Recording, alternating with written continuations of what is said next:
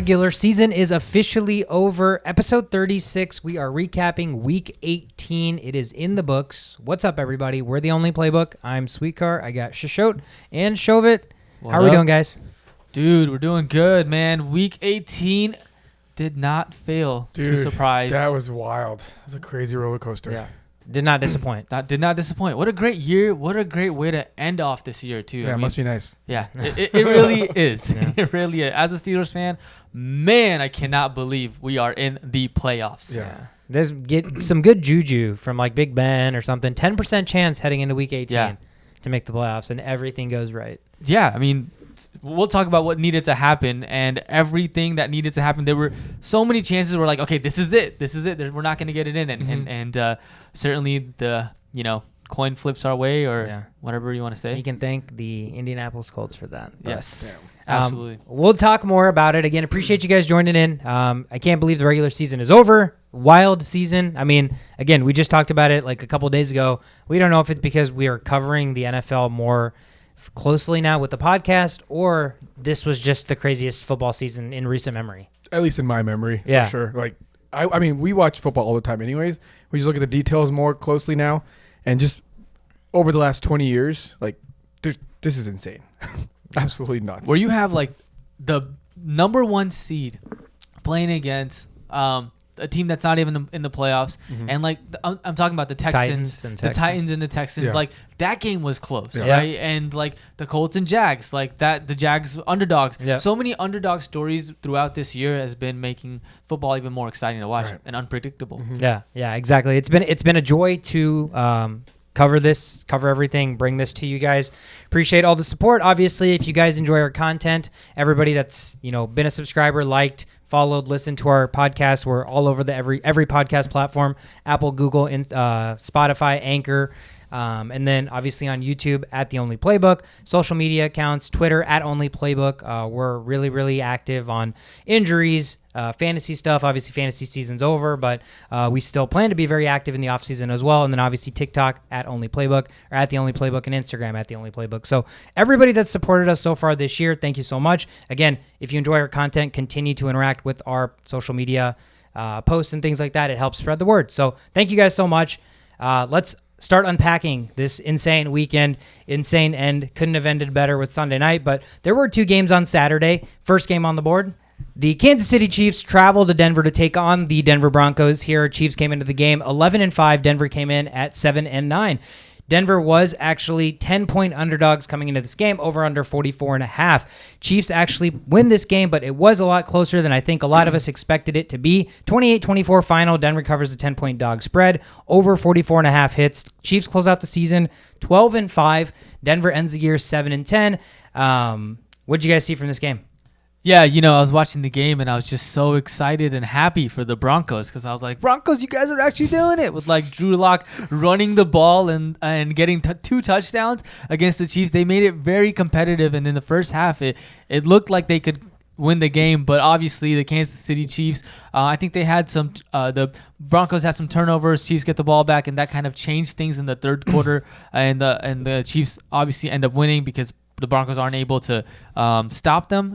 But all in all, I think the Chiefs did all that they could, or the Broncos did all that they could to try to win the game, and it just came out short. Yeah, the Chiefs are 11-2 this season when they have they're on the positive end of takeaways. Where they're 1-3 with no takeaways or negative takeaways. And now they've become the fifth team in NFL history to win 12 or more games in 4 consecutive seasons. And the that's Chiefs impressive. Did not look like a 12 or more winning team at many points of this season, but at the end of the day, like, they do what they have to do. And Andy Reid's a god when it comes to football knowledge. And then he gets to play with, he gets to toy around with one of the best quarterbacks that's ever going to walk on this planet. So things worked out for them. Yeah, I'm a little nervous about the Chiefs with their injuries. Tyreek Hill, they don't have CEH, and questions about their defense. Like, defense looked vulnerable against the Broncos this week, and you're playing against Drew Lock and guys like Tim Patrick who haven't been really performing most of this season, and so it's going to be interesting how they fare in the playoffs. Yeah, not just even this week, right? Even last week against the Bengals, they gave up 34 points. So back-to-back weeks heading into the playoffs in the postseason. a roller coaster from their defense. Yeah. Defense. First 8 weeks, atrocious. Can't stop anybody. Next 8 weeks, best defense in the league. And then the last 2 weeks, where are they at? So what defense is going to show up? It'll be interesting to see. They're going to be hosting the Steelers on Sunday Night Football, so that's going to be an exciting matchup, I'm sure, for you. It's going to be the playoffs, so everyone's going to be fucking tuning into that. Show up at the Chiefs Warriors Survivor pick this week, so you do end the season 13-5 as your overall record. And the Broncos, obviously the Broncos dropped to 7-10. Vic Fangio has been fired. And they are going to be drafting 9th in the draft here heading into 2022. It's kind of weird that he got fired. I mean, I guess he's had a losing season the last 3 seasons. So his record isn't good, but I don't think that's his fault. You know, you don't have Teddy Bridgewater. You don't have Teddy Bridgewater. You're dealing with backup quarterbacks until he has something to prove with a good quarterback. I just don't think he's it's had fair. 3 years to do this, right? And you know what his record is against teams entering the game with 7 or more wins? He's 0-9. He can't beat good teams. Or that's not even a good team. That's like that's a serviceable team, and he can't even beat those guys. Yeah. Then okay, it's time to go. Yeah, it's time to go. 0-9 since 2020 versus when entering the game with 7 or more wins against teams that are. No, that's huge. But I mean, a new owner is going to come in, new culture. Maybe that changes things a little bit. Yeah. But until they get a good quarterback, that team is still going to be trash. Definitely. It's going to be a lot of teams are going to be a quarterback away. And so, I mean, in a draft or, off season where obviously there's going to be some marquee players on the I guess in the open market or on the trade market, and then a very deficient draft class for quarterbacks. It'll be interesting to see how teams that think they are one step away maneuver to get the guy as the final piece. So, Kirky, Aaron Rodgers. Let's get that guy out of the NFC North first. Yeah, and then we can exactly. Oh my God, that'd be amazing. Again, Chiefs solid year. I think they're over under in terms of wins for betting or for Vegas sakes was 11.5. So I think they just hit it. I'm pretty sure. I think it was 11.5, and I think they hit the over. So just barely get that. Again, with the Broncos, there's at least something to build on, a defense foundation. You have Javonte Williams. You have a good running back. You have a trio of good receivers. Right. You still have a great tight end and Noah Fant. So, truly being a quarterback away. Let's see if Aaron Rodgers, Russell Wilson, even Kirk Cousins, it'll be interesting to see what happens there. Next game on Saturday. The Dallas Cowboys traveled to Philadelphia to take on the Eagles here. Again, divisional game, as every game was apparently. News to me there, midway through the episode. But anyways, the Cowboys came into this game as 7-point favorites. Over-under was 43. Again, not a lot to play for. Eagles had solidified the playoff spot. So they did not play Jalen Hurts, who was, a little bit limpy and needed the extra rest. Cowboys just playing for seeding, so they did actually unload the big guys, and the big guys came out and showed out. 51-26 final. Cowboys cover the 7-point spread. Over 43 gets covered by the Cowboys as a team alone. The Cowboys finished the year, I think many, maybe if all, would consider relatively successful. 12-5 overall record. And then the Eagles are 9-8, and they clinched the playoffs. So what'd you guys see in this game? Yeah, and so no Jalen Hurts. Gardner Minshew comes in, and there was a first quarter of Minshew mania or whatever. Minshew magic, Minshew magic. all that. And but it slowly died down after that. There's not really much to take from this game because the Philadelphia Eagles are playing their backup. Dallas Cowboys are putting on their best players up until the fourth quarter. I mean, Dak Prescott was still there, and I don't know why they're not concerned about his injury or health. That was a little dumb. So I mean, other than that, it's just just a preseason game for the Cowboys, and they went out at one. You're absolutely right. There's really not much to dwell too deep into this game, but there are some statistical things you can get out of it. Philadelphia is now 0-7 this season versus teams over 500. So it's not really good. That's that 7 seed in the playoffs. Yeah, there's this ongoing theme about how there's a lot of teams that just can't beat good teams, and we'll see how these teams play out in the when it matters in the playoffs.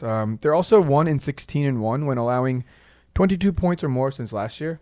So they've won one game when they allow the other team to score over 22 points. So it's Eagles, if you're gonna get 51 points hit on you, I know this was a weird game and everything, but the Cowboys can easily still do that with your regular defense out there. So you're gonna need to start scoring points and not dwelling on that 1-16 when allowing over 22 points, because I'm sure the coaching staff thinks about that. They're let's get some more points, but it hasn't been happening. So.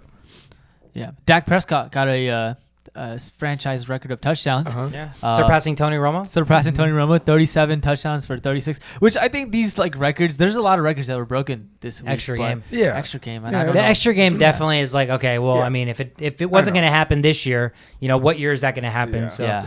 I know it's a ton of asterisks and all that, but at the end of the day, their name will still be in the record Right. book. So Right. 50 years from now, no one's going to be like 17, 16, who the hell cares? Exactly. Because like back in the day, there Yeah, was like 14. So Exactly. like what? yeah, So records. That's why they say records are meant to be broken. Like Yeah. it is what it is. Yeah. Some coaches don't think so. So yeah, it was going to be one of those situations where I like that in a game that didn't matter, it still wasn't the Cowboys coming out flat, right? Like Yeah. they did what they needed to do to at least be like, okay, this is a team ready for the playoffs Yeah. because you're facing a bunch of backups. I mean, yeah, Dak probably put up his best statistical game of the year. Yeah. 5 touchdowns. I don't know that he had 5 touchdown game Maybe any like- other game. Yeah. The first game of the season. How did that? It was like 4. Yeah, it might have been, but I think it was very far, few and far between. But yeah, again, taking care of business, 12-5 now. They host the 49ers. I think they're very fortunate that game played out the way it did because they could have been in a situation where they were going to have to take on the Cardinals in the first round. So that'll be interesting. And Philly, obviously, as a 7 seed, they're going to have to travel to Tampa Bay to take on Tom Brady. Good luck. Oh, Yeah. right. So that'll be interesting. At least 2 teams in the playoffs. Let's take it to Sunday here for the next game. The Chicago Bears and the Minnesota Vikings were playing a pointless game here. Minnesota at home, favored by 3.5 points, over under 44.5. Final score, Minnesota wins this one handily, 31-17 final. Again, cover the spread, over comes in. The Vikings finished the season 8-9. The Bears dropped to 6-11. Biggest story out of this is obviously Matt Nagy is fired. Yeah. And then on the other side, not only is Mike Zimmer fired, but the GM, Rick Spielman, is also fired. So Yep. 2 teams completely looking to change their culture, bring in a new guy. So there's going to be a lot of moving pieces on what these 2 teams ended this season as and what they look like beginning next season. But just from a game standpoint, anything you guys saw here? Yeah, it was a slow game for the Minnesota Vikings up until the second half. I think Chicago was up 14-3, and I know that you were very you had a good feeling that you knew your Vikings and you knew they were going to put up points. Oh yeah. And they did, right? They found ways to get touchdowns. Osborne gets a touchdown, and then their defense gets an interception, and things like that just kind of worked out for the Vikings in the second half, which looked like a complete different team. Yeah. And I was actually surprised that they didn't go to Justin Jefferson to give him. I mean, a touchdown's a record. touchdown. Like, if there's an open play, if you're reading the play, right? Yeah. There's a certain level you have to read, and as he was throwing it, Justin Jefferson was crossing at the middle point. Mm-hmm. So like KJ Osborne had like 3 guys around him, but there was nobody in front of him either. Yeah. So the lead was easier than to turn this way and then throw it that way, right? So I think it sucks that it didn't happen. Yeah. But it's still a touchdown. Yeah, So- not even just that. I think you're just talking about Zimmer not even giving the team an opportunity to throw the ball. because touchdown is that was a clear play that they could probably got it to him, but just giving him the opportunity to get the yards. Oh, you're talking about when the kneel down situation Yeah, time? yeah. So- And not even just that. Just think about the game as a whole. The first half, the Vikings put up 3 points. Justin Jefferson had the 3rd fewest targets he had all season. In the final game of the Yeah. year, knowing he needs like that, Yeah. knowing the Vikings have literally nothing to play Yeah. for, but we're probably still going to try to win because Mike Zimmer is going to have the rookies that need to play inactive, right? Yeah. So it clearly means he's coming into this game wanting to win the game. And what's the formula for us winning the game? We Running feed our the best player. ball. But yeah, I mean, that's what right. Zimmer does. Yeah, exactly. So, I mean, there is a way for a coach that knows that his end is near. It's almost like it's one of those things where I think about like leaving a job in corporate America. They always say like you want to leave on good terms, right? Right. Because you want referrals. If you ever want to come back to that job, you want to keep it good with the organization and everything. Right. Clearly, Zimmer didn't do that. Zimmer had no problems not He's like just keeping salty. it cordial. He's salty. Incredibly salty. He was just like a bitter old man who's like on his way out.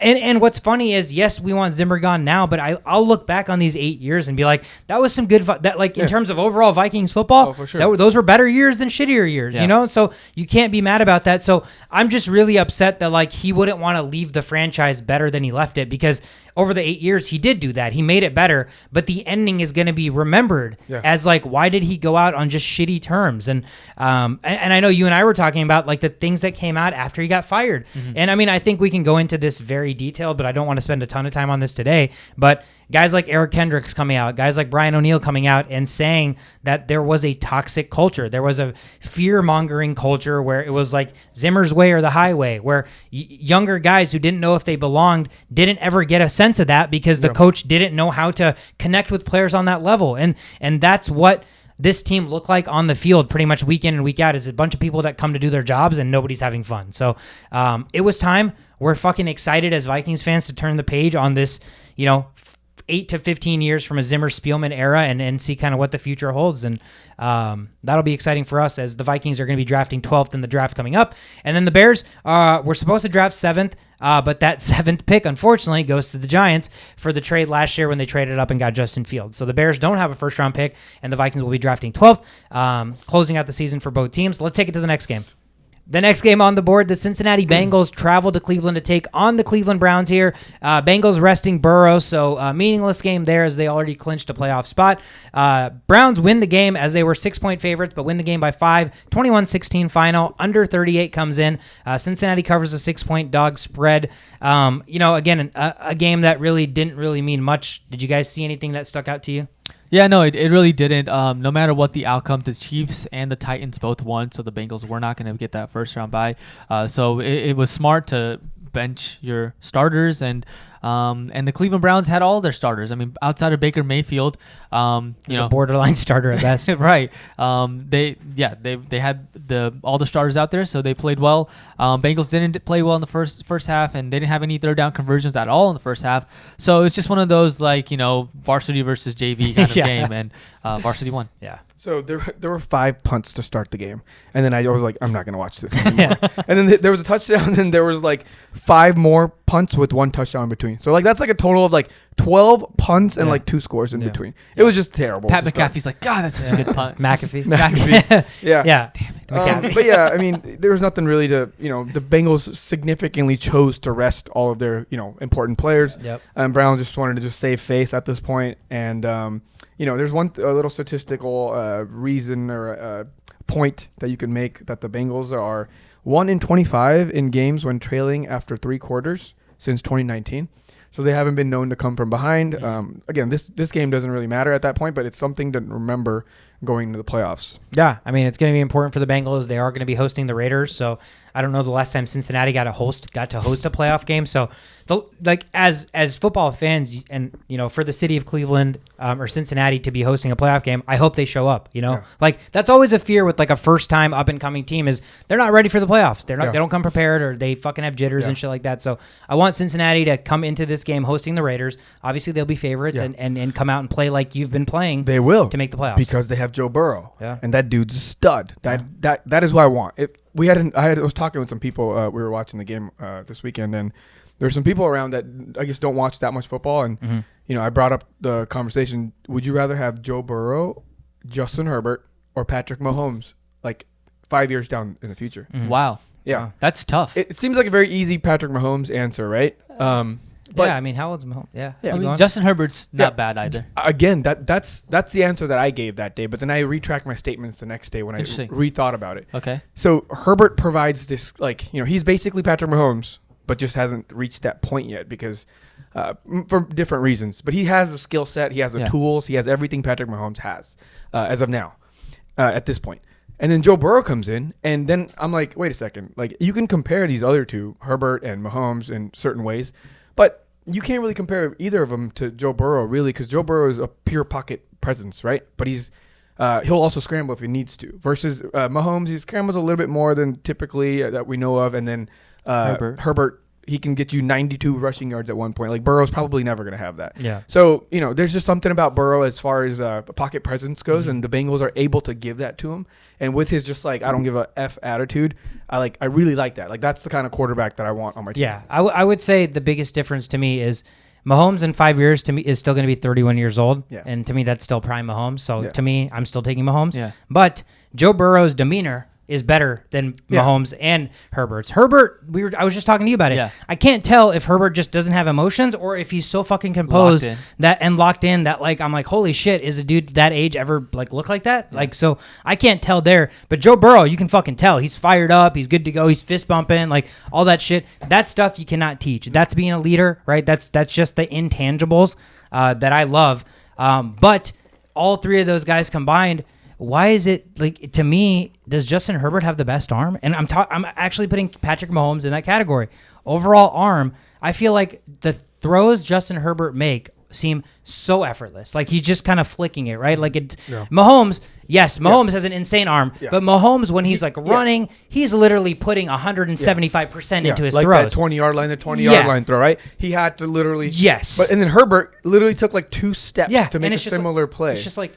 And it's fucking going 60 yards down the field. Yeah. So I don't know. They all provide something different, but man, what a collection of fucking quarterbacks to get to witness for the next decade and a half. If you had to choose between those 3, it's a good problem to have. Give me the shittiest one. I'll gladly take If it's them. right now, it's Mahomes by far, right? That's why I said 5 years down the road, because Burrow, with this attitude and this type of play that he's doing right now, 5 years down the road, like what? Like, anything could happen. He could have multiple Super Bowls by that time. Right. So, I mean, again, interesting conversation. The future of the NFL is in great hands. We got to witness one of the greatest quarterback eras ever. Maybe the greatest quarterback era ever, right? It is, yeah. And to think that we've turned that page, because there's some that have retired, there's still some that left, and there's still a future era that looks as promising as it does. Yeah. Dude, fucking amazing time to be a football fan, to be starting a football podcast. It's just great times all around. Sucks to be a defensive guy, though, because they're making defensive penalty calls, and there's just like all the defensive players are like, let us play. I hate you, offensive guys. It's going to be flag football on defense pretty soon. Honestly, let's just hope the NFL doesn't disappear at any point. Yeah. So,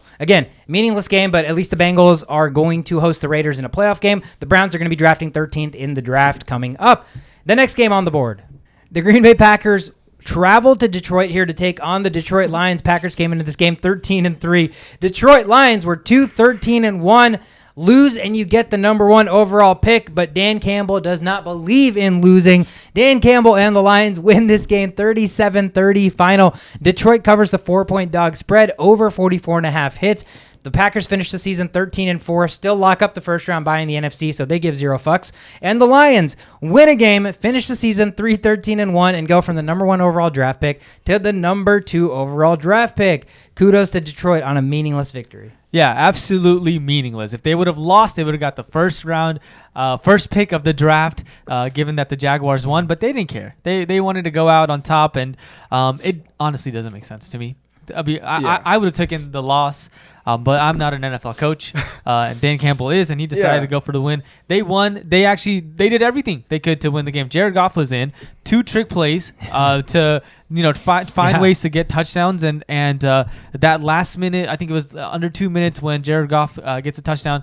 I mean, that's determination and momentum. I don't know what. There were plenty of times where the Packers had scored and the game could have been over, and you're like, okay, Detroit finally they've valiant effort, Detroit, but now 3 quarters are done. Just fucking lay over and get the pick. But no, they weren't having that. Every time the Packers scored and took the lead or got the game close, Detroit came back and fucking answered. Yeah, right. They even brought in Jordan Love. They're like, okay, let's see. And then Jordan Love throws 2 picks, and the Lions are like, oh my God, it's perfect time. We got a chance to beat the Packers in week 18. No, you could have the first overall pick. You know how much draft capital a first round pick gives you? I don't care that there's no definitive number 1 in this class yet. Right. There is so much time between now and the actual fucking draft that it'll happen. You have you have everything. You have the entire draft camp. Like everything is leading up to this, where somebody by now and draft time could become a consensus number 1, and if not, there are people and teams desperate enough to draft or to trade up for that top pick and for sure get the guy they want because they have to get him because they need him. Yeah. And so you can trade back with the number 1 pick.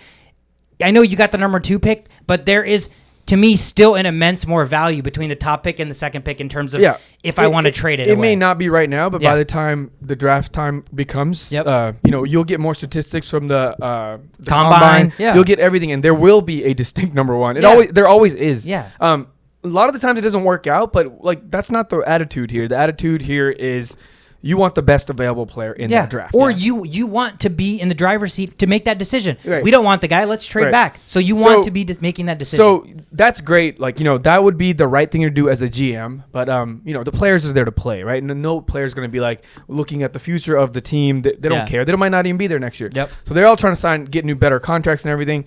So, they've won. They won 3 of their last 6 games. I think, if this was a loss, then it would have left the season with a more of a bitter taste than the taste they're ending the season with. Yeah. So it was a moral victory for the team. Dan Campbell's I'm a player's coach guy. Happy for them. They got the win. So I think ending the season with a win is more about the fans being happy Right. than the team actually benefiting. Because you're beating the Packers. Yeah. With Jordan Love and not Aaron Rodgers. Yeah. But you still end the season with a win, and that's the momentum to take to next year. I don't want to be like, I don't want to get canceled for saying stuff like this, but it's like, when you go play dodgeball, there's always that weak kid, that nobody wants to pick on or whatever. It's like that kid finally got to hit somebody, and you were like, here you go. Yeah. Here you go.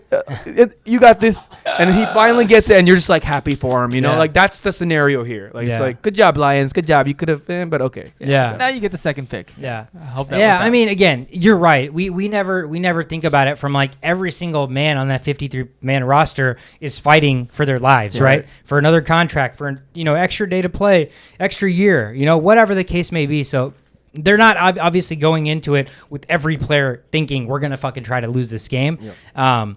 But, I mean, as a coach, you can sometimes make those decisions to help influence that. But you didn't. But Dan Campbell doesn't seem like the kind of guy to do that anyway. So to each their own. Again, whatever. Happy for them that they beat the Packers and, they can come away with that victory and draft second in the pick. And then the Packers, obviously, we talked about it. Regardless of win or loss, they have the first round bye in the NFC. So everything in the playoffs in the NFC side goes through Lambeau Field. So that's going to be a tough-ass place to play. So it'll be interesting to see. Next game on the board. The Washington football team traveled to New York to take on the Giants here. Football team came in as 7-point favorites. Over-under was 38. Final score, football team win this 22-7. Cover the spread. Under 38 comes in. Shishot, the Washington football team were your survivor pick. Wow. So you also finished the season 13-5, tied with Shovit. The story out of this one, Joe Judge did not get fired on Black Monday, that most people call it, the first day after the last game of the games of the season, but he did get fired today. Yeah. So thank God, because he deserved to get fired. It was kind of questionable that he didn't get let go right away. But Joe Judge is officially out for the Giants as their head coach. Giants are going to be drafting early, and football team also drafting early. But anything you guys saw stick out to end the season in terms of this game? Oh man, I saw Antonio Gibson do what I thought Antonio Gibson was going to do all year. 146 yards and a touchdown. Like those are the stats that I thought in a consistent basis that Gibson was going to produce. And now I don't know what to make of it. I mean, is this going to carry over to next year or not? I mean, more to be seen. This is a false sense of hope in meaningless games, bro. Trust me. Josh Jacobs giving me the same vibes. Yeah. And then Terry McLaurin too, four catches, 93 yards. Yeah. These are the numbers that you kind of expect on week one, when you week to week basis. Absolutely. Yeah, but I think this team needs a new quarterback. Like I love you, Tyler Heineke, and everything that you do for this team, and it's fun to watch. But if we're trying to get rid of players like Kirk Cousins, then players like Tyler Heineke should not get to start. Oh, absolutely. He's a good player. He's a good fill-in, and he's one of the best as a fill-in to take this team to 7-10. But there's definitely better opportunities out there. And if they want to take the next step, you have a Terry McLaurin. You have a McLaurin F1 in your garage, and you're basically just taking him for a joyride around the neighborhood. Yeah, you're not even taking him out to the highway. Yeah, what kind of who does that? Yeah. It's time to change this. And if you're not going to get you're only driving him in school zones, so you can only go 20 miles an hour. Yeah. And you have one of the best cars in the league. Drive that car. Take the fuck out of school zones. Yeah. No, the Giants also suck, and it's really good that they got rid of their coach. They got rid of their offensive coordinator in the middle of the season. Mm-hmm. Did you guys see that play in the 5-yard line where it's third and 9? Is it 3rd and 9? Yeah. And in the 5-yard line, and they do a QB sneak, and just because they didn't want any sort of safety or anything, it's just there has never been a more conservative play that I've seen. Oh my God. Yeah. You say the Vikings and Mike Zimmer is conservative. Joe Judge is probably the most conservative coach out there. In his defense, he had Jake Fromm under center. So the chances of Jake Fromm hiking that on 3rd down from shotgun and getting sacked or doing something bad were probably very, very high, right? So he thought that the most risk-adverse play there was a quarterback that literally can't complete a pass just doing a quarterback Why are these players on the roster if in the NFL you can't trust an NFL quarterback to just not get sacked in the end zone? You can't do that? Yeah. Just hand the ball off. Yeah. If you're going to hand it off, I don't know. It's just the stupidest play call ever. That's definitely one of the dumbest. After the Colts fake punt, that was the dumbest play I've ever seen in my life. And then this is number 2 now. Yeah. So, I mean, again, the football team take care of business. They finished the year 7-10. They are going to be drafting 11th overall in the draft here coming up. And the Giants dropped to 4-13. They actually will draft 5th and 7th. And we'll talk more about, obviously, why they're getting 2 picks here with the next games coming up. The next game on the board. Holy cow, the Indianapolis Colts should probably never show themselves in public ever again. I don't even know if they should just be relegated from the NFL at this point, like soccer does, and they should just go to the CFL for a season as punishment, because a team that controlled their own fucking destiny against the Jacksonville Jaguars coming into this game in Jacksonville as 15.5-point favorites win, and you're in the playoffs against literally the team that week in and week out we talked about is not even putting together an NFL product on the field. They come into this game, and I have never seen a bigger choke job, I don't think, in my 25 plus years of watching football. They not only lose to the Jaguars as 15.5-point favorites, they lose the game by 15 fucking points. They don't score a touchdown until the fourth fucking quarter. 26-11 final. What the hell was this? And Trevor Lawrence got 2 touchdowns. Right. 2. Yeah, Laquan Treadwell and Marvin Jones. What the hell? What alternate reality are we fucking in? This was crazy. You know what? When I sat down to watch this game, I was like, let's see if there's like some like really easy prop bets that, you know, like, because they're obviously gonna, you know, this is gonna be a that's easy. Jonathan Taylor 160 yards maybe with, you know, like just dwelling on things like that. And I was like, you know, there's like this meme on the internet going around right now where there's guys like he's playing a game. Yeah, he's playing a video game with like the headset and everything, and he's like, oh, that was awesome. And then like slowly like he's like, wait, what's going on? No. And he starts freaking out. It's like a TikTok video. And I feel like someone should definitely make one of the Colts right here. Colts? You know, you're like starting there, bus arrives, they're all dude.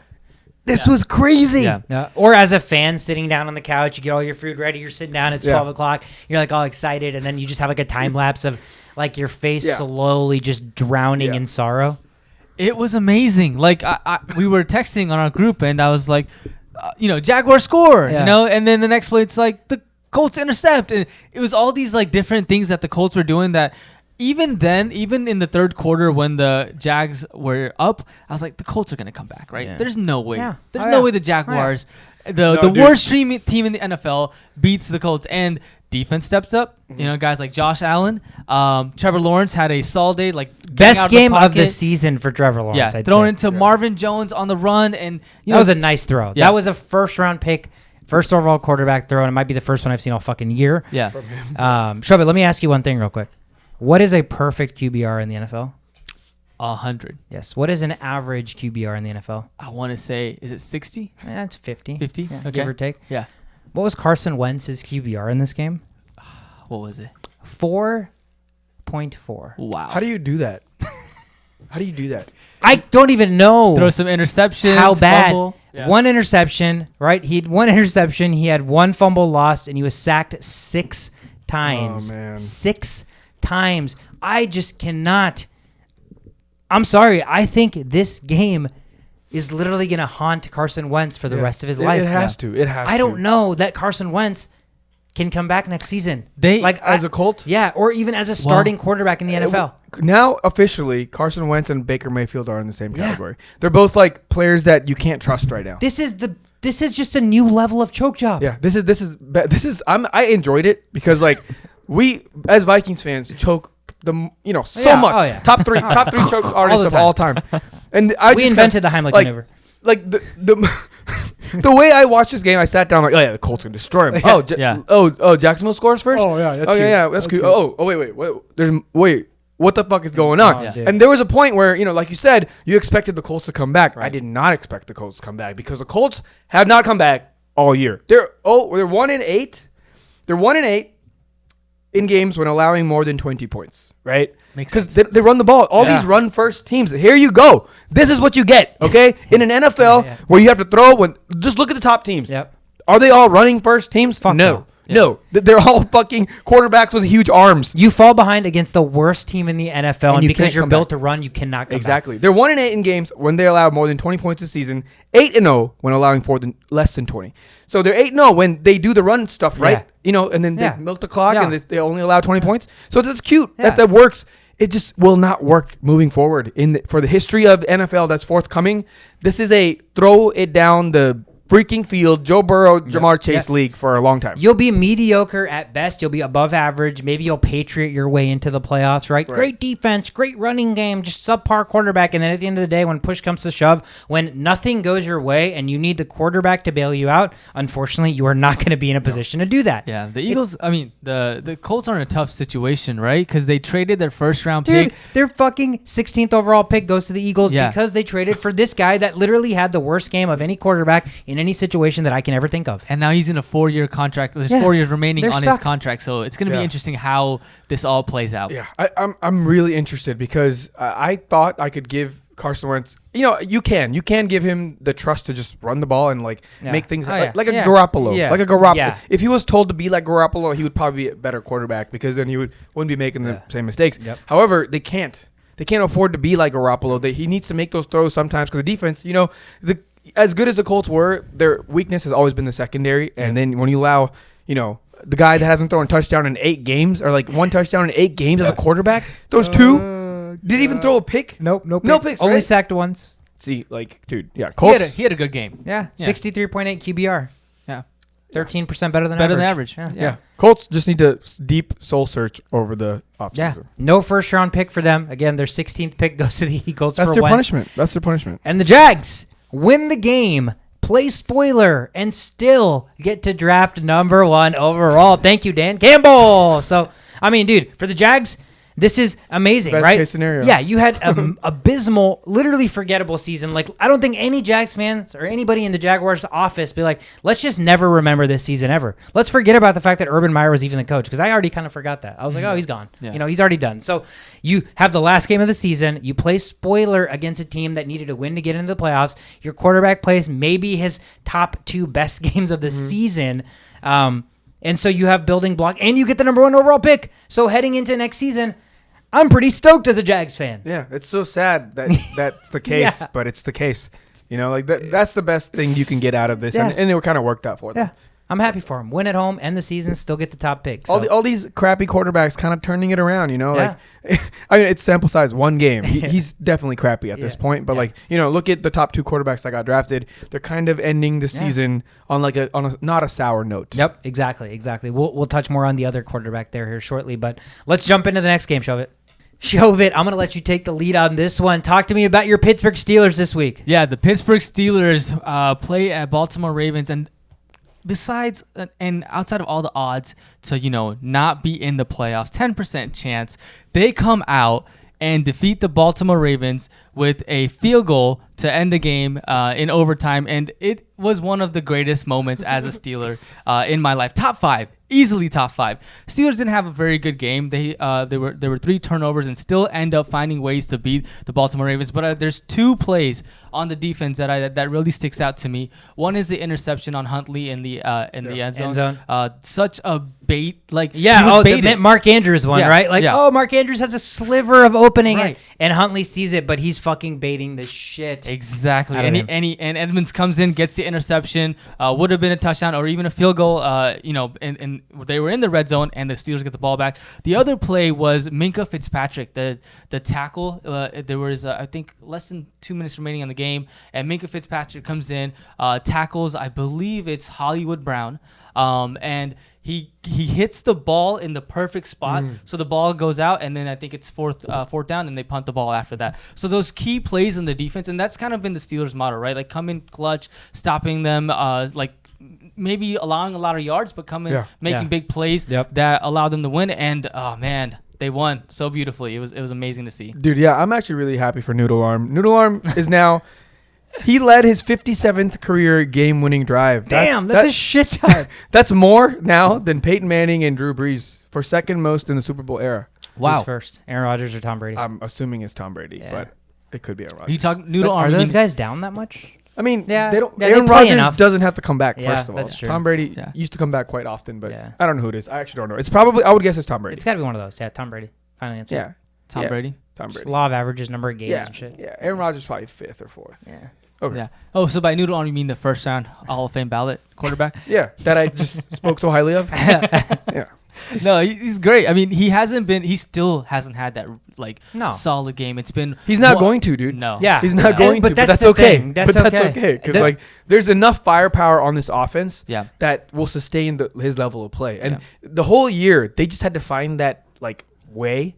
And I think they have it. The only problem is they have to play these kind of games, 16-13, 12-11. And then next week we don't get a team that allows that to happen. 4-3. I will be really impressed on how Mike Tomlin plans on stopping that offense. Yeah, they travel to Arrowhead to take on the Chiefs.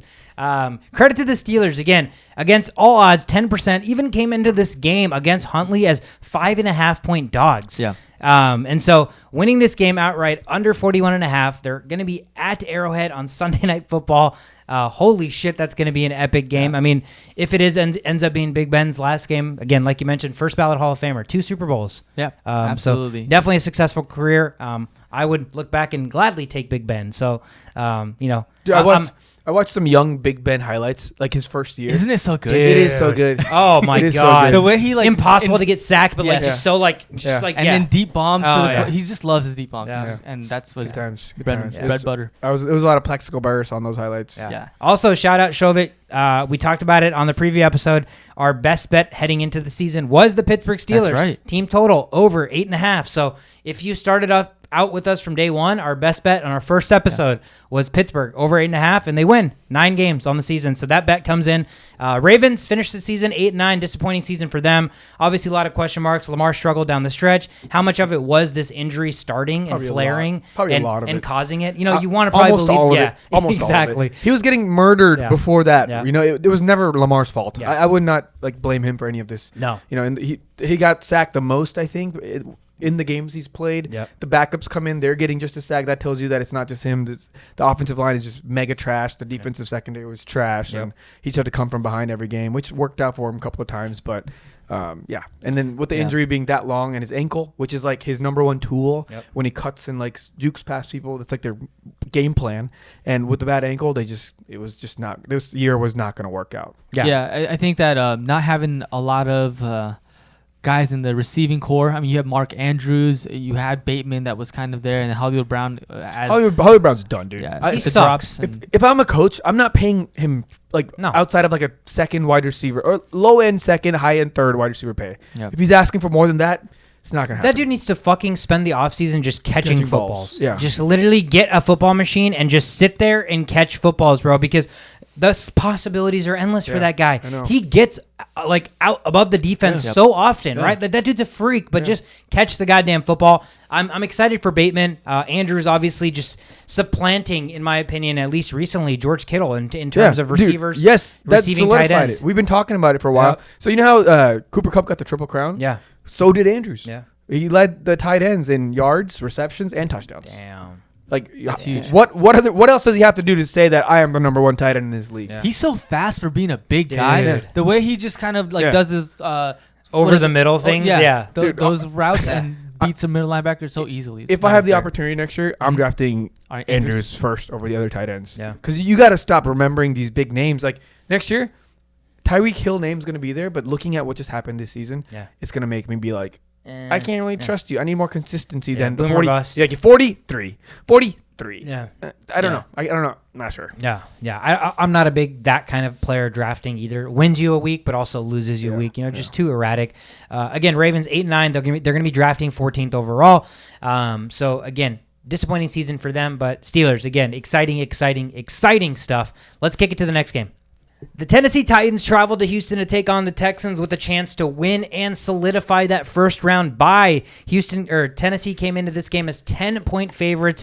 Do win the game, but a lot closer than I think most people expected. 28-25 final. Houston covers the 10-point dog spread. Over 43 comes in.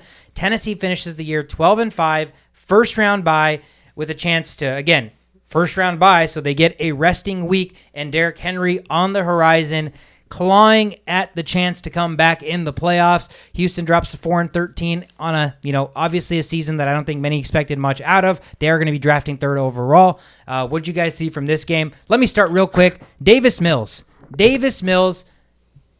I just want to give him a little golf clap. Davis Mills, the least touted quarterback probably coming into this draft, and to me, arguably, got the most experience, the most amount of play time, and to me, over the course of the season, played the best. The most consistent, the best. Obviously, Mac Jones, right? Mac Jones had his stretch, etc., but he's in the ideal situation for a quarterback, like Bill Belichick, right? Like, you can't ask for something better than that. But given the situation, given, the fact that where he was drafted in the 3rd round and going to a dumpster fire franchise, like, he made Brandon Cooks have a solid year from a statistical standpoint. Right. So there's a legitimate question, if I'm a Houston Texans fan or in that organization, is this a guy we look as a potential quarterback of the future? I mean, things don't get, they're not going to go from 4-13 to 13-4 next year, right? Most likely not. And they have to figure out way bigger problems than David Mills' problem right now. Mm-hmm. So I think you let David Mills continue. Davis Mills continue into the next season if you can't, if you don't have to pay too much for another guy, or if Deshaun Watson's gone. I would not make that Mills situation the priority here. There's way more priorities on the defense, way more priorities on the offensive line. The running backs, you need to pick one, choose one. There's a lot of problems, but yeah, as of right now, I'm like, he's QB1 on the depth chart starting next year. Yeah, I mean, no Tyrod Taylor. You got to go with Davis Mills. It sucks that Tyrod Taylor got hurt, but you got to see your rookie quarterback who's been performing well. I mean, the only thing I would say is that guys like Zach Wilson, Trevor Lawrence are also not in the best situation in terms of offensive line. So maybe once the Jets and the Jaguars get a better line next year, we'll see more of what Lawrence and Zach Wilson can offer. But yeah, no, Zach Wilson has been playing solid. I mean, no interceptions last game. Davis Mills has been playing amazing. No interceptions last game, and really allowing his team to get back into the game, like being down 21-0 and then finding the end zone, clawing back in. If it wasn't for Tannehill having that spectacular play where he almost gets knocked down, but then he kind of does I don't know if Culpepper is a good example of getting away from almost getting tackled and throws it deep to Westbrook-Ikine. If it wasn't for that play, I think the Texans have a legitimate chance to come back. But you got to be happy with Davis Mills starting as your quarterback. Yeah. So more on the Texans on this comebacks stuff. They're 0-19 when trailing in halftime since last year. So, if they're down, they're down. So it would have been nice to see them break that one. But however, the Titans are 18-0 when scoring more than 20 points in the first half. Okay. So, yeah, most teams would probably win when they score over 20 points in the first half. But the fact that they're 18-0 since 2015, with all these different pieces being added, different pieces being moved around, they have a pretty consistent little a groove going on. They have 12 wins in a season for the first time since 2008, and this was with so many things that went wrong, right? Mm-hmm. So, and they clinched number one. Golf clap. You want to talk golf clap? This organization just deserves the biggest golf clap. Yeah. I want to be like you, Titans. Teach me your ways. Yeah.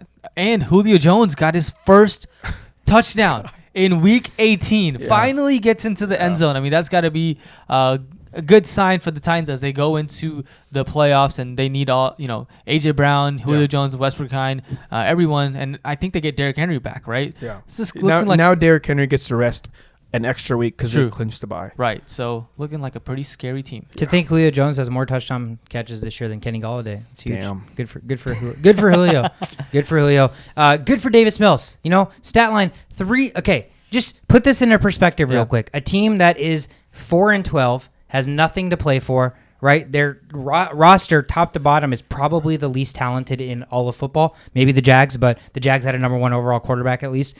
Against a team that now is the first overall or the first round bye in the AFC.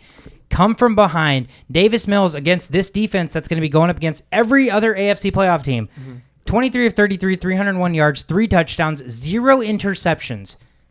Trevor Lawrence could never. No. Zach Wilson could never. No. Justin Fields could never. Mac Jones could never. So, for what it's worth, that's fucking impressive. There was no reason for that game to turn out the way it did. Yeah. And so Davis Mills with Danny Amendola, Nico Collins, Chris Moore, get the fuck out of here. Rex Burkhead. Yeah, we want to talk about offensive line, so we want to forgive those guys. Yeah, maybe Davis Mills was sacked twice, so I don't know. Do we think the Texans' offensive line is good when we know that the running backs on average 2 yards a carry? Yeah. So they're clearly the offensive line's not good, right? Yeah. So whatever Davis Mills has done this year, to me, deserves a look as a potential starting quarterback for the future. Yeah, so just think about it like this. They played that game against the Chargers, right? Yeah.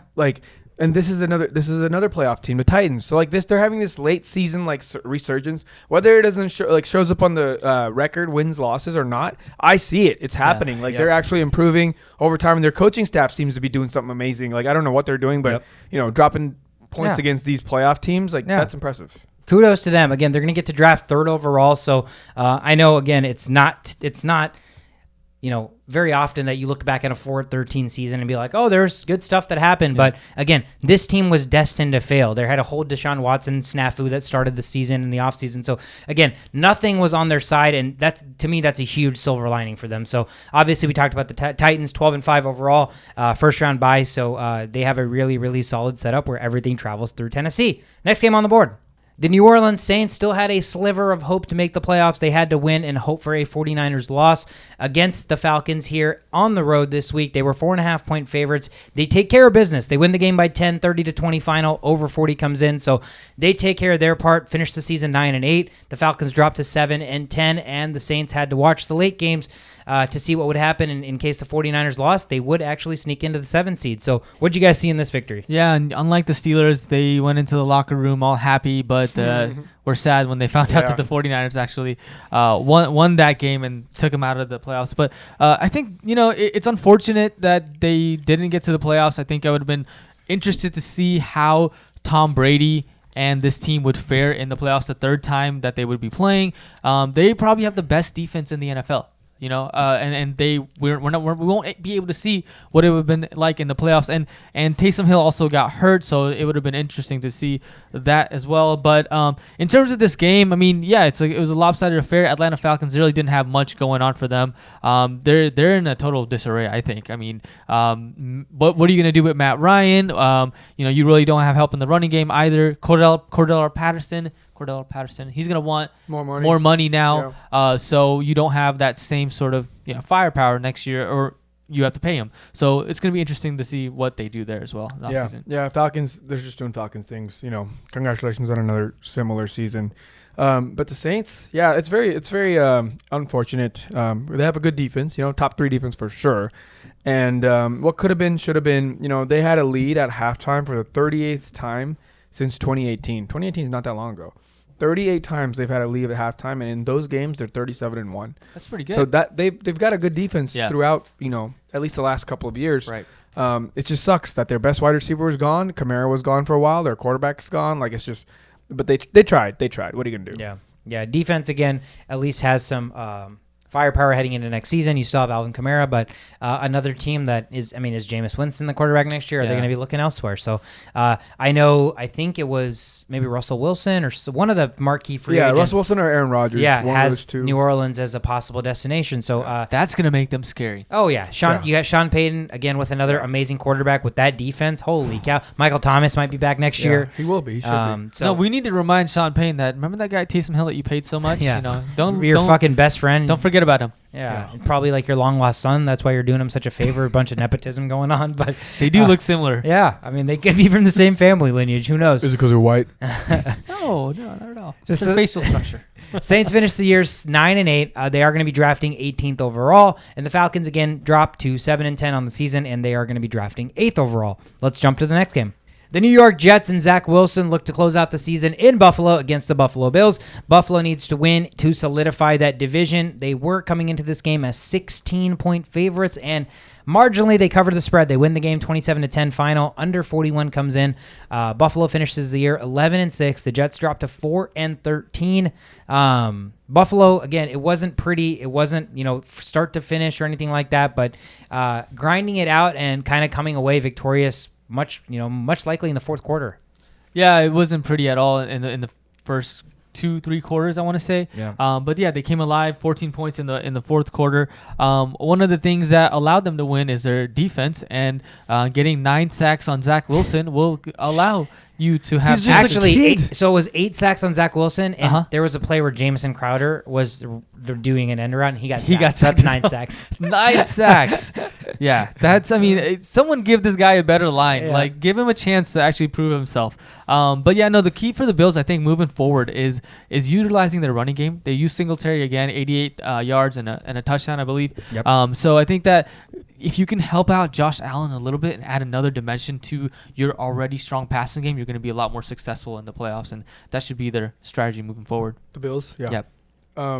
Yeah, I mean, this was classic Bills win, 27-10. Yeah. Just Another double-digit victory. Double-digit dominance is what happens when the Bills win games.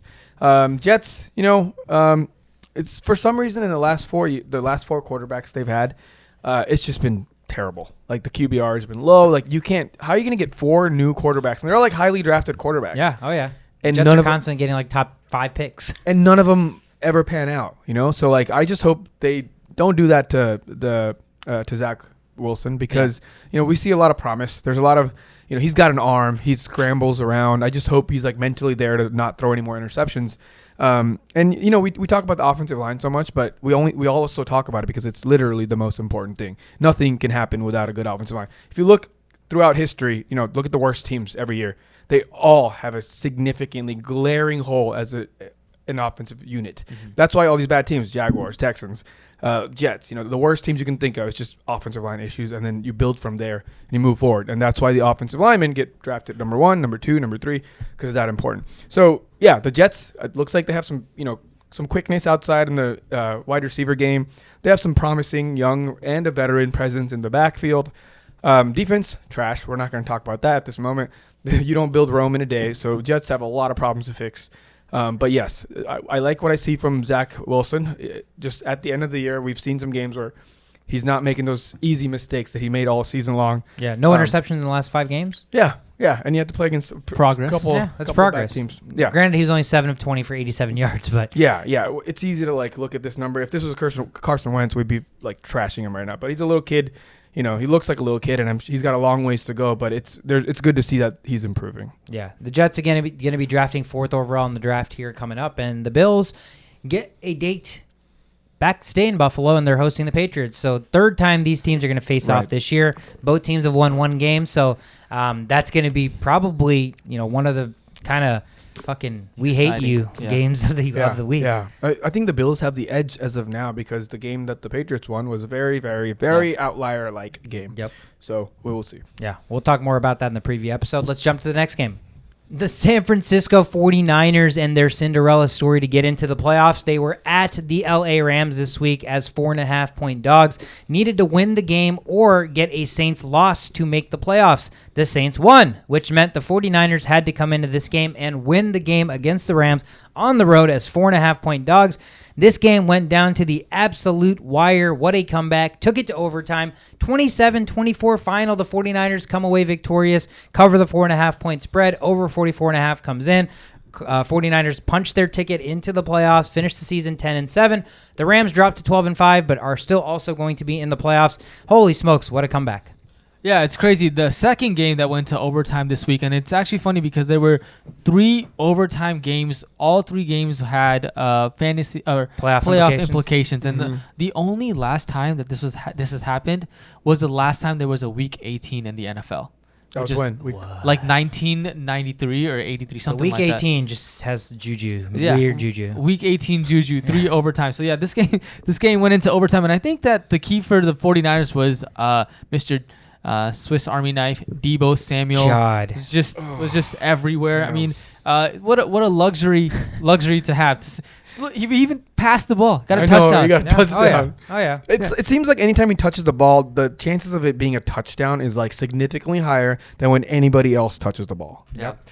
I am genuinely concerned for the Los Angeles Rams. I feel like this team with Matthew Stafford, I don't know if they have what it takes to win and make the right decisions at the right time to get you to the promised land of, I guess, where's the Super Bowl? Is it San Francisco? It's at their house. It's at to stay in the promised land and make it to the Super Bowl. I don't know. I just think that, like, there's key moments in the game where Matthew Stafford throws picks, and then, like, the connection between him and OBJ isn't there 100%. He underthrows at times. Yes. So it's, like, things like that where I'm like, I don't know if you're a Super Bowl team if you can't get that figured out. It just needs to work out for like 4 games, right? It just needs to work out. So that's what they need to hope on. They just need to make sure that Matthew Stafford does not do Matthew Stafford things for 4 games. However, what's crazy is there's like maybe like 6 or 7 stats that I'm just like continuing every week because they're like such phenomenal stats, you know. But the most phenomenal one out of all of them was the Rams stat. Yeah. Sean McVay lost the game when leading at halftime for the first time in his career. Damn. His 43 such games without a loss was the longest streak to begin a career as a head coach in Super Bowl history or Super Bowl era history.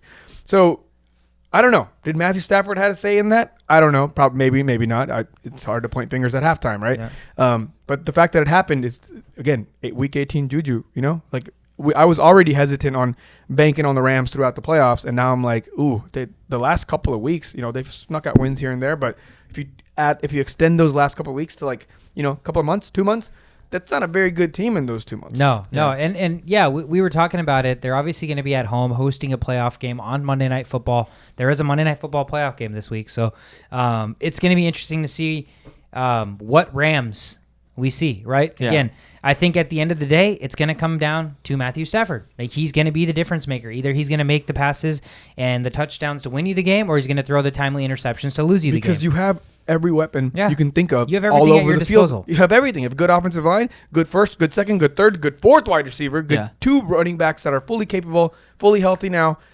And you have Higbee, right? It's like a solid number 7 tight end in the league kind of thing. The only finger that you can point in this moment is at the quarterback. Yeah. In terms of this game, I wonder if in overtime, they go in overtime, San Francisco scores 3 points, and they get the ball back. And it's a 2nd and 1, right? And Stafford throws a deep bomb to OBJ, and that's underthrown, and it gets picked off. So I wonder if like they at this point it's like, okay, you know what? Like, they got the field goal. Let's just throw a deep, see what happens. If he gets it, gets it. If not, then we'll just it's a game. So maybe it's like there's not much to go for, and you don't call the plays that you want to call because you don't want to give your offense away at that point. Maybe there's something along those lines. For me, their last drive, it's all that was total of 53 seconds. I think they were just spazzing out and just calling terrible. Why didn't they just not like become more calm? You know, get a couple checkdowns in. It's also important that you can't just completely ignore the checkdowns. And you need points, right? This isn't a let's just move forward and see what happens situation. It's after someone scored in overtime. You need points guaranteed. Yep. That means you need to be more strategic about this. Yeah, that means you get 4th down on every possession or every down. Like, you know how you mentioned like you shouldn't throw a deep bomb on 3rd and 4 or whatever, right? Like. Yeah. This is those situations where you shouldn't do that. Like, you know, there's certain times throughout the game to kind of throw off the other team that's not ready. But like, you can't take the risk. The risk is way higher than the reward in the situation just because losing the game ends the game. Yeah, but losing the game still gets you to the playoffs, and you don't lose you're now the number 2 instead of where you are. So but in the middle of this game in overtime, I don't think that's what's going on. You play to win the game. Like, no one's thinking at that moment. It's a divisional opponent, and if you beat them, you're playing spoiler to them not making the playoffs. So I don't know that it took all the way to overtime for them to just stop caring and be like, oh, let's just throw a fucking Hail Mary 500, you know. That I don't think that was the case. I just think that's another example of Matthew Stafford. Yeah. That's another example of Matthew Stafford. So what Stafford are we going to see in the playoffs? They're going to, again, be hosting the Cardinals as, you know, more than a possession favorites, more than a field goal favorites. So it'll be interesting to see there. The 49ers, I don't want to play the 49ers. They are going to have a date in Jerry's World here in Dallas against the Cowboys. So, man, I honestly don't want to be the Dallas Cowboys for that game because this Deebo Samuel emergence is scary as fuck. So, next game on the board. The New England Patriots, the team that I will forever remember as the reason that it all fucking fell apart. They traveled to Miami to take on the Dolphins here. The Patriots came into this game as 6.5-point favorites, a win and a Bills loss, and they would win the division. Miami came in at 6.5-point dogs with nothing to play for after, you know, having that miraculous comeback to the season, but failing to stay in contention for the playoffs the week before by losing. So this was Miami has nothing to play for. The Patriots need to win and hope for a Buffalo loss to win the division. So they have a lot to play for. Not the way this game turned out at all. The Dolphins win this game 33-24 final. They cover the 6.5-point dog spread. Over 40 comes in. Miami finishes the year 9-8. The Patriots dropped to 10-7. Unfortunately for me, it came down to these fucking Patriots as my last Survivor pick of the year. At 17-0, and the damn Patriots let me down. God, that is just awfully, awfully, awfully disappointing. The big storyline for the Dolphins is Brian Flores fired. Probably the most questionable firing so far out of all the coaches that have been fired, especially with the way the Dolphins turned their season around. But what did you guys see in this game that they could have easily not shown up for it, and they handedly beat the Patriots. Yeah, before we get to the game, so Brian Flores being fired may have been a sort of like a relationship issue because there was a situation where both Flores and Tua were yelling back and forth at each other. Tua said something along the lines of, "You don't know how to talk to people," and then Flores was like, "You can't throw the ball." Basically, I'm paraphrasing. I'd side with Flores on that one. Yeah, honestly. And that didn't sit well with the owners, and I think that's kind of what led to Flores being taken out. I mean, after I think it was also because of the open talks, trade talks with your starting quarterback, like Deshaun Watson, trade talks. Like, how does that make your starting quarterback feel? Like, it's like there's a lot. You can either be the aggressive parent approach or you can be the nice parent approach, right? You can try to like build fire under your QB, or you can try to support him and be like, okay, I believe in you. And he totally did not go down the I believe you route, and he went under the you can't throw route, he didn't right? He didn't like say that they weren't gonna trade. Like, he was very iffy about what the situation was. I remember those headlines in the middle. This sucks. I am not a fan of this trade at all.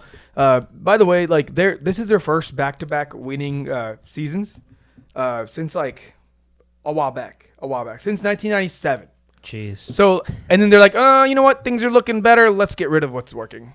So they're just like, they chose the wrong thing to edit here significantly. Like they should have been like, okay, maybe Flores gave us a good argument, but I think he's just too hot-headed, and he just kind of let that take over him. And now Flores is interviewing for Chicago Bears. It's going to be a blessing in disguise for Flores and whatever team lands him. Yeah. And this is going to be the reason the Dolphins stay in mediocrity because they believe in Tua Tagovailoa. Yeah. So, as you know how Flores is like, hands down, probably the number one prospect right now. I kind of don't want him because I'm tired of a defensive-minded coach, right? Like, let's try to get some. Let's try to get some deep bombs. I'm tired of this slow football. Yeah, I mean, it's all situational. Like, maybe Flores is the kind of guy that comes in as a defensive-minded head coach, but he actually hires an offensive coordinator that has every power in the world, right? But who knows? But yeah, I have obviously living through a bunch of defensive-minded. Fucking just an entire era. Yeah. Obviously, we Leslie want Frazier. Yeah, we've had and Zimmer.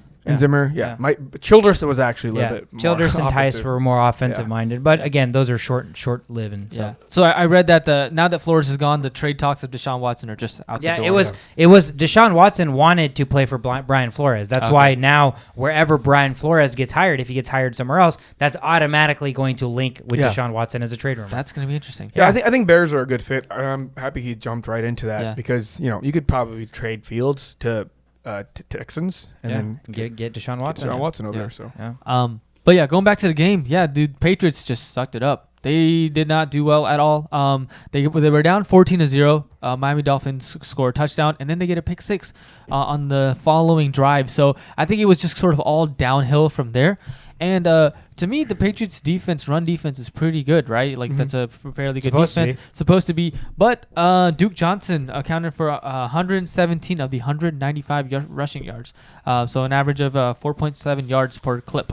So so this is the underlying theme. But you play this, you call yourself this bend don't break defense. Is what their fans call themselves, right? Yeah. They're very good defense. They're hovering in the top two, back and forth, pretty much all season long. Yeah.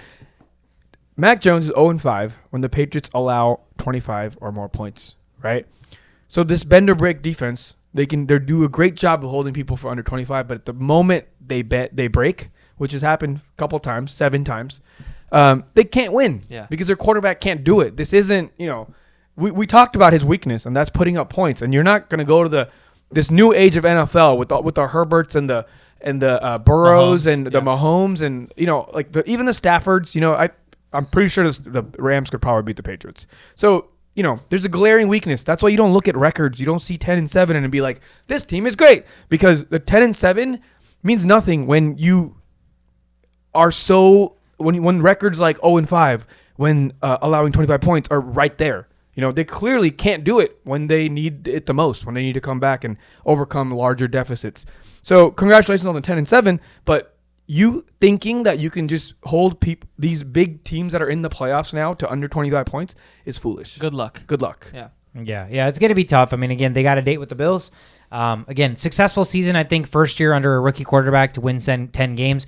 In the grand scheme of things, though, New England, especially with the history that they have, they probably play for bigger things than just a playoff berth. So we'll see how that shakes up. And obviously the Dolphins, 9-8 season. Again, second consecutive season finishing above 500, but firing your coach. So I don't know what that future looks like. Obviously, they think Tua is the future. They had the 15th overall pick, or they would have, but that goes to the Eagles. But they do have San Francisco's pick. So whatever San Francisco falls on, that's going to be the Dolphins' first-round pick. Let's kick it to the next game. The Seattle Seahawks traveled to Arizona to take on the Cardinals in a game that was, relatively meaningless for the Seattle Seahawks. Cardinals still playing for a little bit of seeding, a win and a Rams loss, and they would have actually won the division. Wouldn't you know it, the Rams did end up losing, so the Cardinals had an opportunity here as 6.5-point favorites at home. But the Seahawks came out and ended their season, maybe a reign of Russell Wilson or Pete Carroll, with a bang. 38-30 victory on the road. They cover the 6.5-point dog spread. Over at 48, just gets smashed. They finished the season 7-10. The Cardinals drop to 11-6 to end their season. Big game for Seattle and their offense. What did you guys see? Yeah, big Washington football team vibes for me. And what I mean by that is like guys like Antonio Gibson, who we expected to do well, does well in Week 18. Guys like, DK Metcalf and Lockett and Russell Wilson with 3 touchdowns. Like this Seahawks team. And another rushing touchdown. And so like this team looks completely different this week against the Arizona Cardinals than they have all throughout the year. I mean, the last 3 games, they putting up over 30 points each of those games. So they're back. Like they just, unfortunately, this Russell Wilson injury ever happened, because that did not get injured, if his finger did not get hurt, it's a whole different conversation. And one last thing. Sorry, I think I interrupted you, but no, go ahead.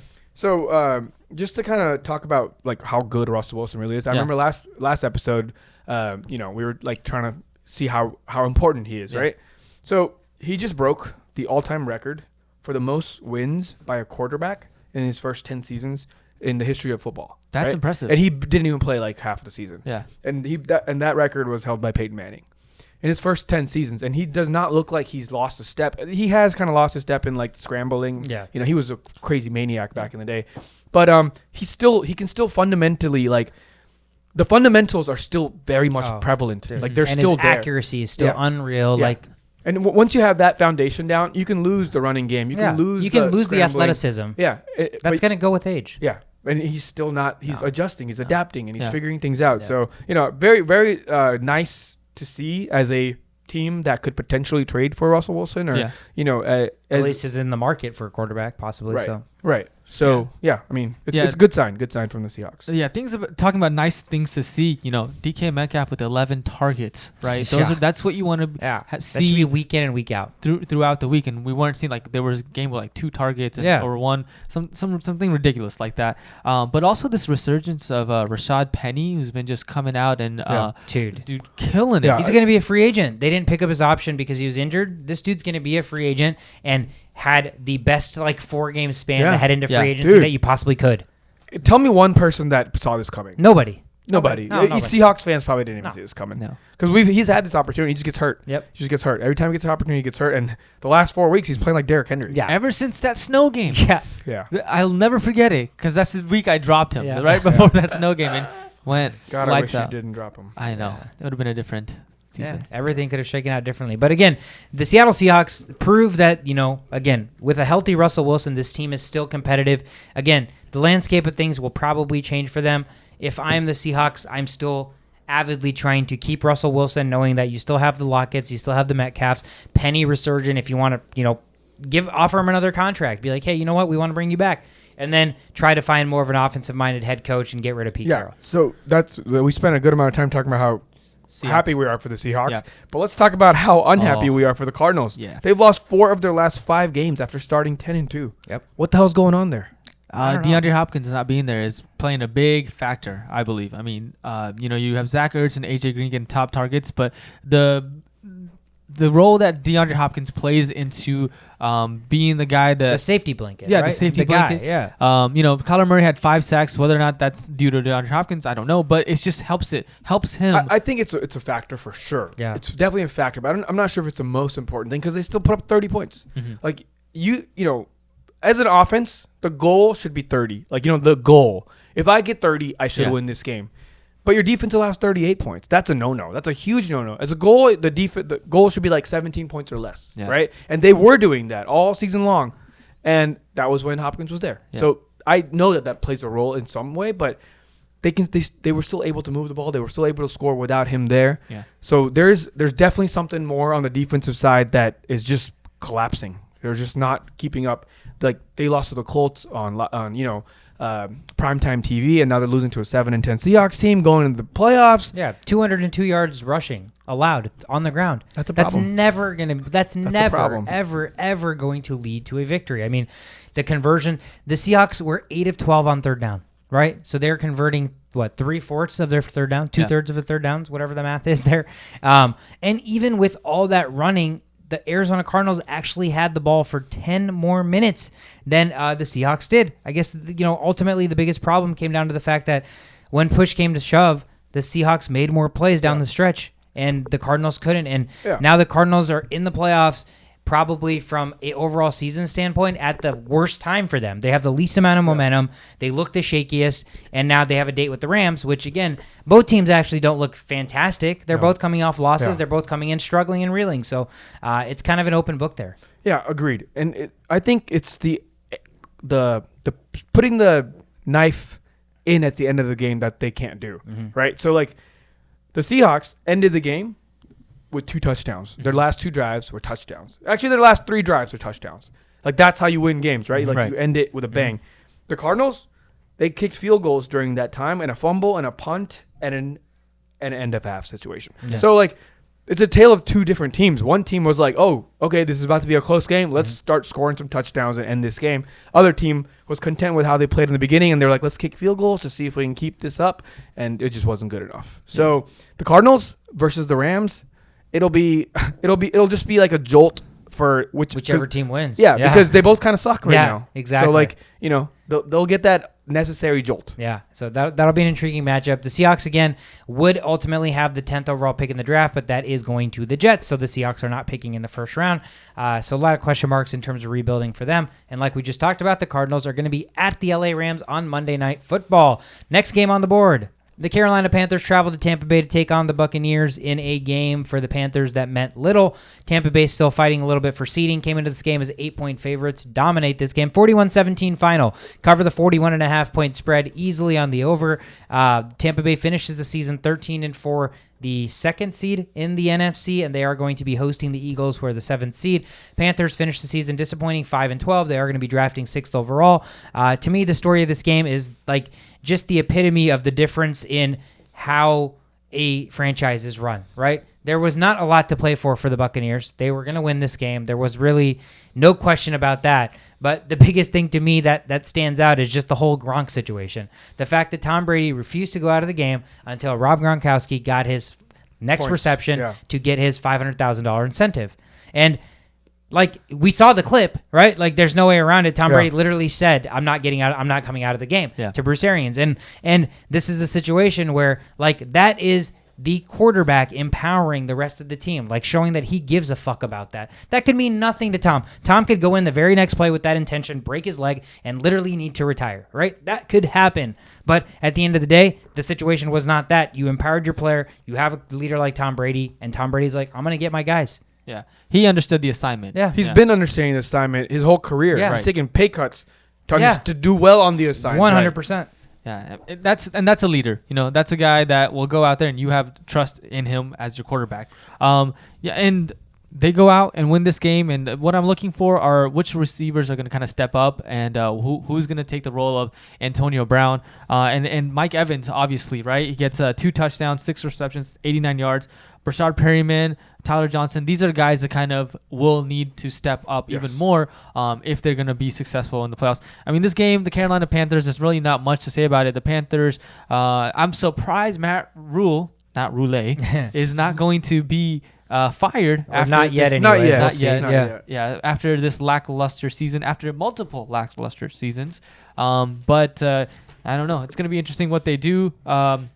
Bucks get the 2nd seed, and that 2nd seed is valuable because Tampa Bay is 22-0 when leading or tied at halftime since last year. So basically, having home field for majority of the playoffs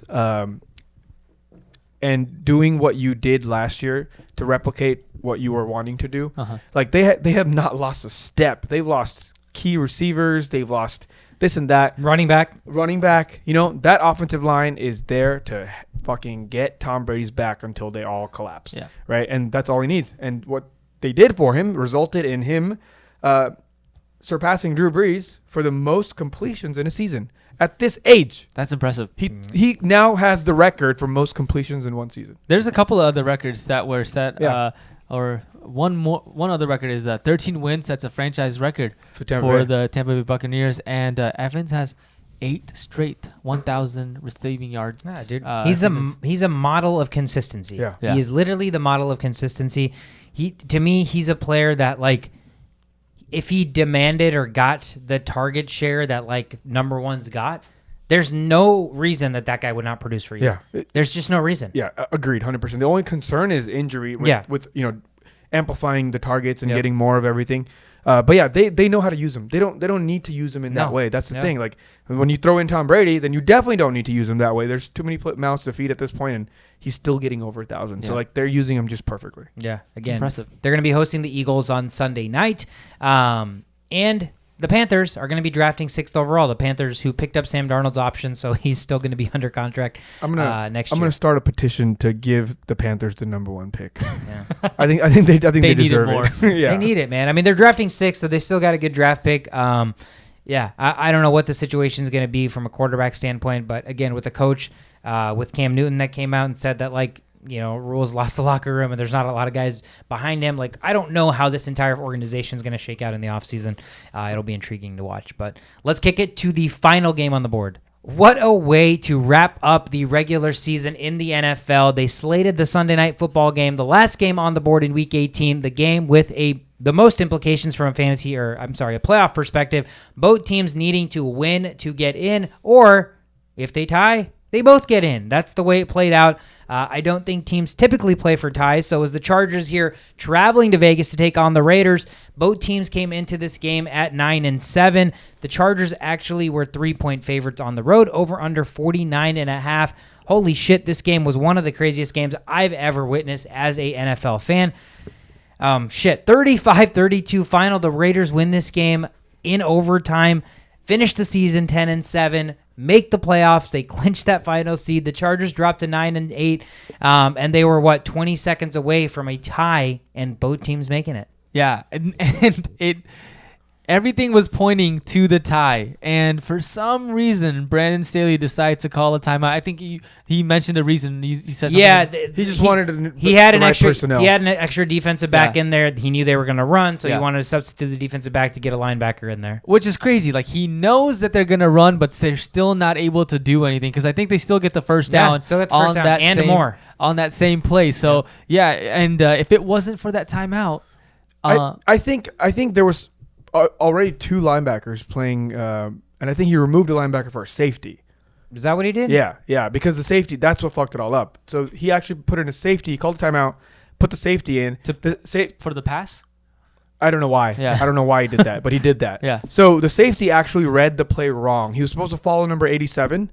That was his responsibility. He went for the cut. He fell for the cut. Oh. So he went inside, and then Jacobs just had to make it outside slightly to the left, and he got the first down. So, that's why it's, like, really concerning is, like, you knew they were going to run the ball. You chose to bring in a safety who's, if you just visually look at the guy that was there before and the guy that was there second, he looks half his size. Yeah. So it's, like, questionable decision-making there.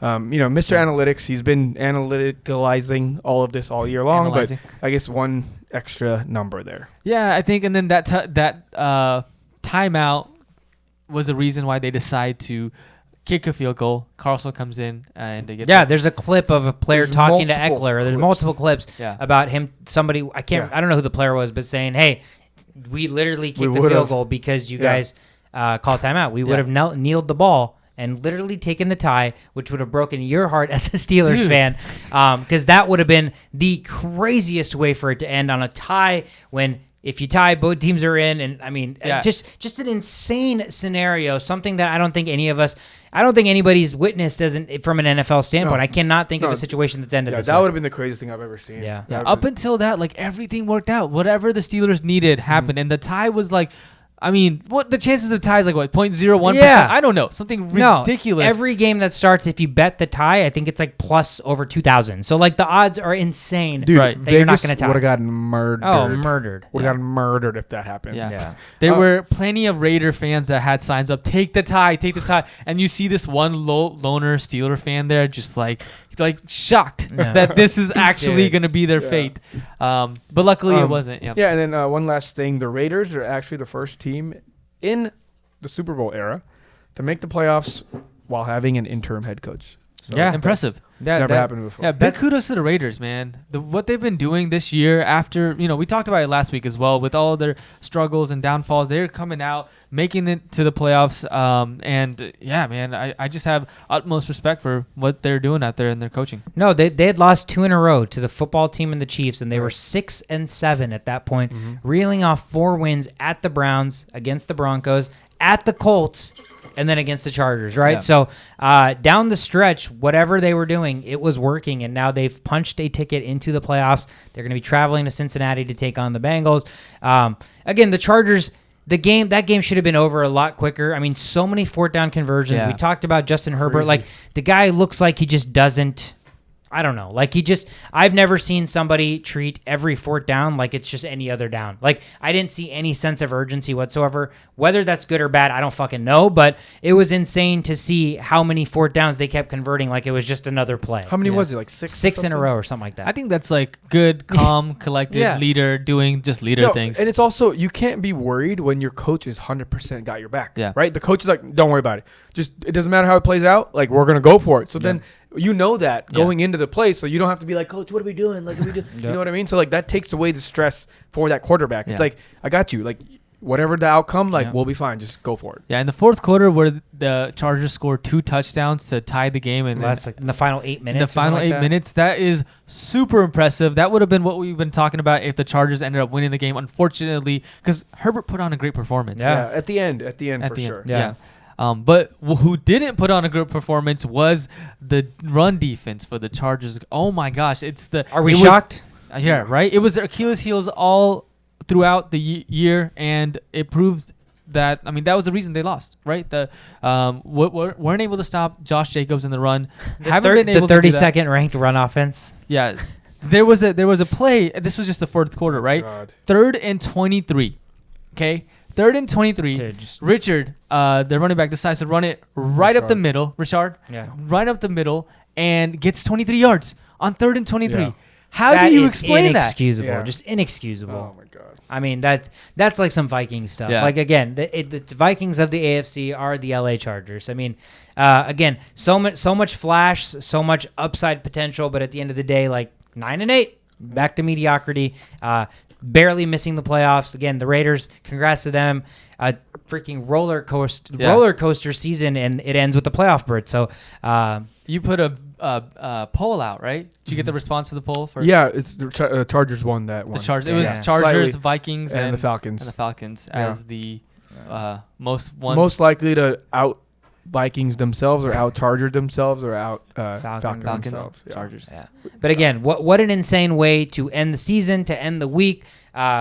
Just a fucking incredible game. That wraps up Week 18 slate of games.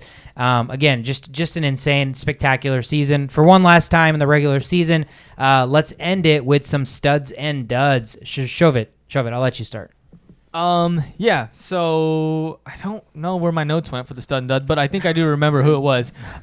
My stud for this week is going to be the running back for the Seattle Seahawks, Rashad Penny, who had 190 yards and a touchdown as well. I don't remember his fantasy points at the top of my head. 25. But 25 fantasy points. Okay, those are some solid numbers. I think the best fantasy points for a running back this week.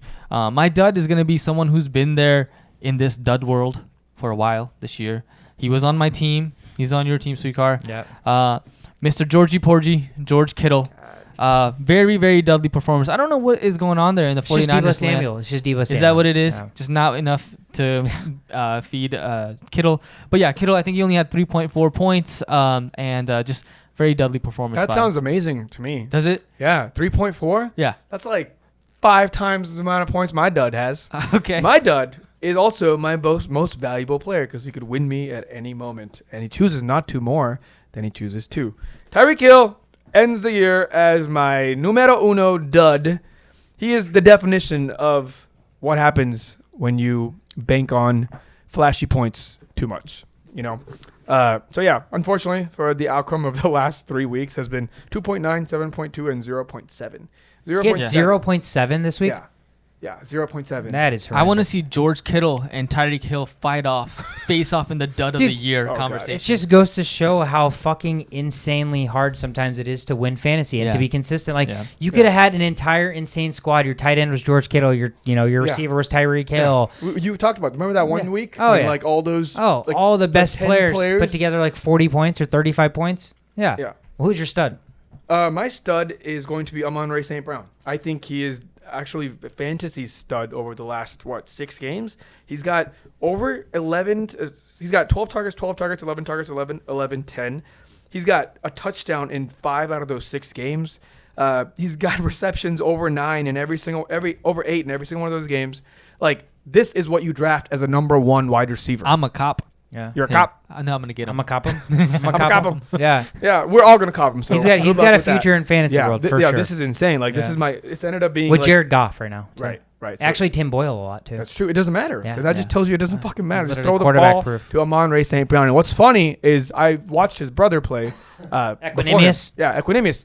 And like 2 years before he came into the league, and you could see some of these flashes with Equanimous, but he was like, he's lankier, he's taller, and he's like not as quick. He's not as quick. So I was like, this guy's promising, and he kind of just fell off, and then you see like the better version of him. 100%. I feel bad for his parents because they were wearing those like mixed jerseys, half jerseys, but in reality they're like Amon-Ra's so much better. I mean, Equanimous had Aaron Rodgers and still couldn't produce. He's not making you proud, parents. And Amon-Ra's got Jared Goff and is putting up spectacular numbers. So. Like best receiver in fantasy over the last 6 weeks. Yeah, easily. Definitely stud worthy. My stud of the week is another receiver, or should I say running back, or this week should I say quarterback. Deebo fucking Samuel, 26.9 fantasy points this week, 4 catches, 95 yards, 8 rushes, 45 yards, and a touchdown. 1 for 1 throwing, 24 yards, and a touchdown. Finishes the year second overall from a receiver standpoint, only to Cooper Kupp. This guy just is one of those guys that coming into the season I would have never drafted, not in a million years, just because too many mouths to feed. They're a run-first team. I didn't see Deebo Samuel being a running back midway through the season, right? So he was a guy that fantasy value where he was drafted, I was like, I probably will find some other guys that get more volume, that are on a pass-first team, etc. And wouldn't you know it, the guy I played against in the finals had Deebo Samuel, and he won the championship. So this is a guy that, to me, I bet are on a lot of fantasy championship teams just because he wasn't coming into this season as a touted receiver, right? Yeah. Finishes the season number 2 overall, and now maybe he gets a running back designation next year. So he has to, right? Like, I mean, he's playing both positions. Yeah. Some running backs don't even get that many carries. Yeah. So like he has to get. I think he holds a record for the most touchdowns by a rushing touchdowns by a wide receiver. He broke that this record, year? And he also now has the record for the most touchdowns with the limited amount of rushing attempts in a season. Nice. So it's like anytime he touches the ball, it's a touchdown, most likely. Wow. Yeah. Absolute stud for the week, stud for the fucking season. Great season for you, Deebo. And my dud. My emotional dud on the week is the entire fucking Patriots team. Oh my god! Just costing me a perfect season in Patriots fashion. The only team to have a perfect season and then lose in the Super Bowl, the Patriots, and then my chance to have a perfect season on the backs of the Patriots. They're like, if we can't be perfect, neither can you. So fuck you. So they had to lose. That's my emotional dud. But in reality, the biggest dud of the entire week is by far the entire Indianapolis Colts. It's not even close. Yeah. They are the duddiest of duds. They are the dud franchise. They are the dud team. They are heading into the offseason with like the most dud aura around them of any other football team. Yeah, I agree. They look like the Adrian Peterson Vikings. Like you have this like elite running back. And Christian Ponder, quarterback. And then they're just like not doing things. Just horrible. So that ends it. Week 18 officially in the books. That's our studs and duds. Real quick, all you people that lost in the fantasy finals, it's not the end of the world, okay? You made it there a certain way, a certain reason. There's certain things you did that other people didn't do that got you there. So don't feel like you are worthless or whatever. Do what you did this year. Do it again next year.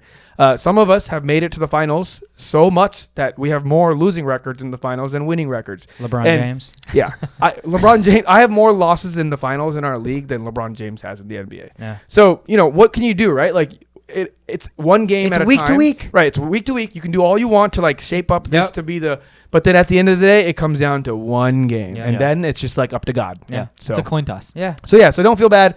Everybody else that won, good job. I hope you listen to our podcast and just keep listening to our podcast because we're just going to get better. And to make you better, you have to listen to our podcast. Yeah. Yes. No plans to go anywhere in the off season. I don't know if we're going to kick it to just one episode a week, but still a ton more content to be put out. A ton of exciting things already. We've been teasing it, but it's going to be there. We promise you guys, this is going to be the future. So the only playbook, it is literally the only playbook. There is no other podcast for fantasy football or football that you will ever even need to open up or play or click on or even think about listening to if you listen to the only playbook. So for everybody that supported us through this season, again, all of the engagement has continued to spread. It helps spread the word. So please continue to do so. Thank you guys so much. We will be back to preview the first round of the playoffs probably on Friday. Again, we're the only playbook. What a fucking wild season, and the best is yet to come. We'll see you next time.